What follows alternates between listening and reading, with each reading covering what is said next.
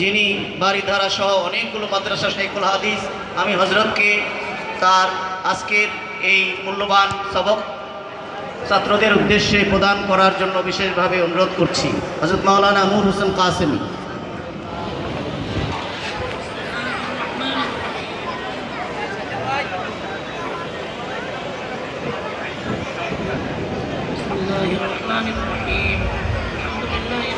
ونستعينه ونستغفره ونؤمن به ونتوكل عليه ونعوذ بالله من شرور انفسنا ومن سيئات اعمالنا من يهده الله فلا مضل له ومن يضلل فلا هادي له ونشهد ان لا اله الا الله وحده لا شريك له ونشهد ان سيدنا وسندنا وحبيبنا ومولانا محمدا عبده ورسوله اما بعد فان اصدق الحديث كتاب الله واحسن الهدي هدي سيدنا محمد صلى الله عليه وسلم خير الأمور عواصمها وشر الأمور محدثاتها وكل محدثة بدعة وكل بدعة ضلالة وكل ضلالة في النار. وبالسند المتصل منا من الشيخ العالم الرباني قدوة العلماء قائد الصلحاء بدر الفضلاء صانع الطلباء شيخ المحدثين منار المعلمين شمس المناصرين أستاذنا المحترم المشتار بين الأقران حضرة العلامة نور حسين قاسمي دامت بركاته إلى الشيخ العالمي الرباني وحيد تاريخ وليد عصري الإمام الإمام الحافظ الحجة أمير المؤمنين بالحديث أبي عبد الله محمد بن إبراهيم إسماعيل بن إبراهيم بن المغيرة بن البردسبة الجوفي اللماني البخاري رحمه الله تعالى نور الله مرقده وجعل الجنة مثواه اللهم انفعنا بعلومه وعلومهم آمين يا رب العالمين. أنه قال باب قول الله تعالى ونضع الموازين القسط ليوم القيامة وأن أعمال بني آدم وقولهم يوزن. وقال مجاهد القسطاس والعدل بالرومية ويقال والقسط مصدر المقسط وهو العادل وأما القاسط فهو الجائر. وبه قال حدثنا أحمد بن إشكاب قال حدثنا محمد بن حسين عن عمارة بن القعقاع عن النبي زرعة عن النبي هريرة رضي الله عنه قال قال النبي صلى الله عليه وسلم كلمتان حبيبتان إلى الرحمن خفيفتان على اللسان ثقيلتان في الميزان سبحان الله وبحمده سبحان الله العظيم.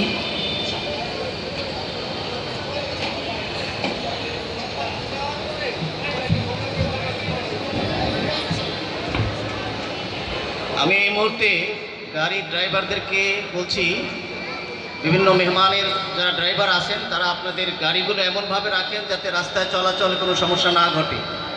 গাড়ির ড্রাইভারদেরকে দৃষ্টি আকর্ষণ করছি, আপনারা এমনভাবে গাড়ি রাখুন যাতে রাস্তার পাশ দিয়ে অন্য গাড়ি যাতায়াত মানুষের যাতায়াতের সমস্যা না ঘটে। ড্রাইভার সাহেবান আপনারা গাড়ি ঠিক করে রাখুন যাতে রাস্তায় কোনো বিঘ্ন না ঘটে। ধন্যবাদ।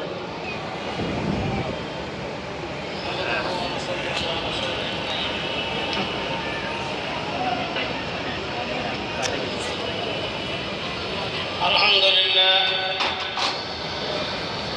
চলিত শিক্ষাবর্ষে জামিয়া মাদানিয়া শেষ প্রান্তে এসে আমরা উপনীত হয়েছি।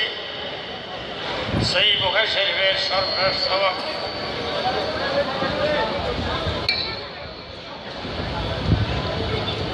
এখানে পড়া হলো আমাদের সামনে। সেই বুখারী শরীফ সংকলন করেছিলেন ইমামে বুখারী আলাইহি রহমা, যার জন্ম 194 হিজরি 13 শাওয়াল এবং যিনি মারা গেছেন 256 হিজরিতে শনিবার দিবস রাতে ঈদুল ফিতরের রাত্রে। তার বয়স হয়েছিল 13 দিন কম 62 বছর। আল্লাহ পাক ওনাকে কবুল করেছেন, তার কিতাবকে কবুল করেছেন।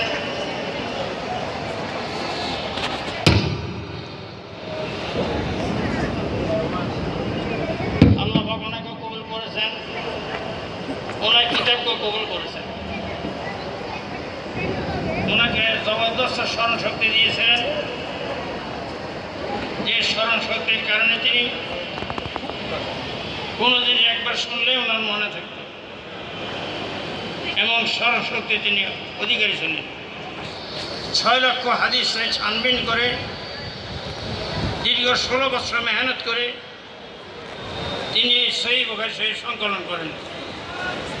প্রতিটি হাদিস লেখার আগে তিনি গোসল করেছেন, 2 রাকাত ইস্তেখারার নামাজ পড়েছেন।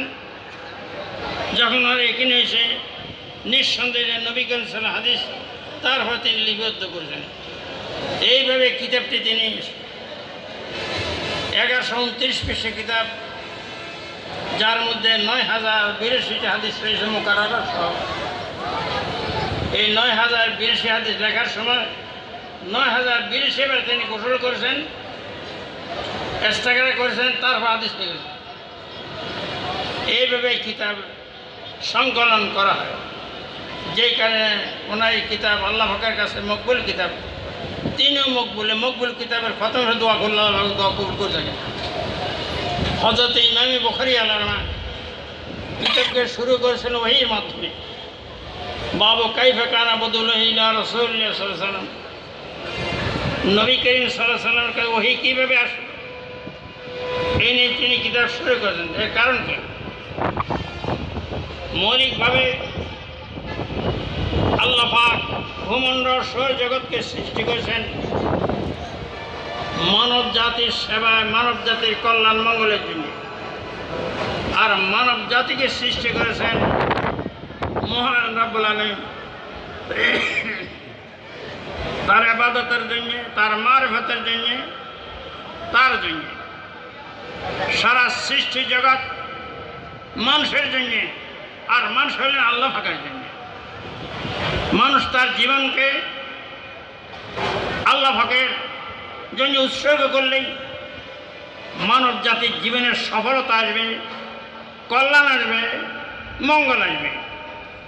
আর মানুষের জীবন আল্লাহ পাক থেকে বিচ্ছিন্ন হলে তার জিন্দেগিতে আসবে অশান্তি, তার জীবনে আসবে ধ্বংস, তার জীবনে আসবে পেরেশানি। ইহকাল পরকাল সর্বকালেই পেরেশানি আসবে তার জীবনে। যখন মানুষ ওহী ইলাহি থেকে বিমুখ হবে, তখন মানুষের জিন্দেগি হবে অশান্তি। তাই ইমামে বুখারী এরা কিতাবকে শুরু করেছে ওহীর মাধ্যমে।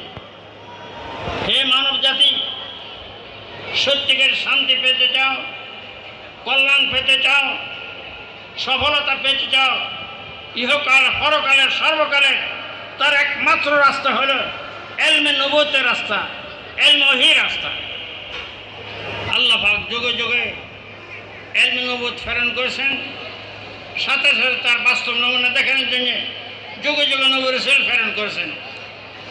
এর মধ্যে সর্বশেষ নবী জনাবে মুহাম্মদ রাসূল জাতে গরমি, আর সর্বশেষ কিতাব কোরআন হাকিম। আল্লাহ পাকের হাবিব তিনি বিশ্বনবী, খাতম নবী, রাহমাতুল আলামিন। তার শিক্ষা দীক্ষা সারা বিশ্ববাসীর জন্য। কোরআন কারিম সারা বিশ্বের হেদায়েতের নিয়ে আসছে।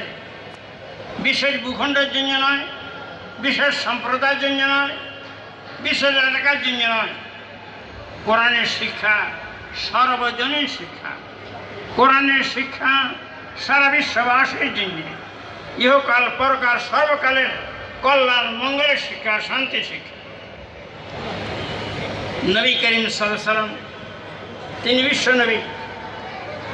অন্যান্য নবীরা তারা বিশেষ ভূখণ্ডের নবী, তারা বিশেষ এলাকার নবী, তারা বিশেষ সম্প্রদায়ের নবী। এই যদি পৃথিবীতে একই সময় হাজার হাজার নবী ছিল, নবী করিম সাল্লাল্লাহু আলাইহি ওয়াসাল্লাম তিনি খাতামুন নবী, তিনি মারকাজি নবী, তিনি কেন্দ্রীয় নবী, তিনি বিশ্ব নবী। সারা বিশ্বের সর্বস্তরের জনগণে তিনি নবী, এবং তার শিক্ষা দীক্ষা সারা বিশ্ববাসীর কল্যাণের জন্য, সারা বিশ্ববাসীর মঙ্গলের জন্য। তার শিক্ষা ভৌগোলিক সীমারেখায় সীমিত নয়। সারা বিশ্বের মানুষ যেখানে বসবাস করুক না কেন, সারা বিশ্বের জন্যে কোরআনের শিক্ষা, সারা বিশ্ববাসীর জন্য কোরআনের শিক্ষা, সারা বিশ্ববাসীর জন্য আল্লাহ পাকের হাবিব সালাম শিক্ষাও তাই সারা বিশ্ববাসীর কল্যাণ মঙ্গলের শিক্ষা। এর থেকে বড় দৌলত সম্পদ আর কিছুই হতে পারে না। মানব জীবন ওহী আলোর আলোকে যত বেশি আলোকিত হবে, ততই তার জিন্দিগি শান্তিময় হবে। ওই শিক্ষা থেকে যত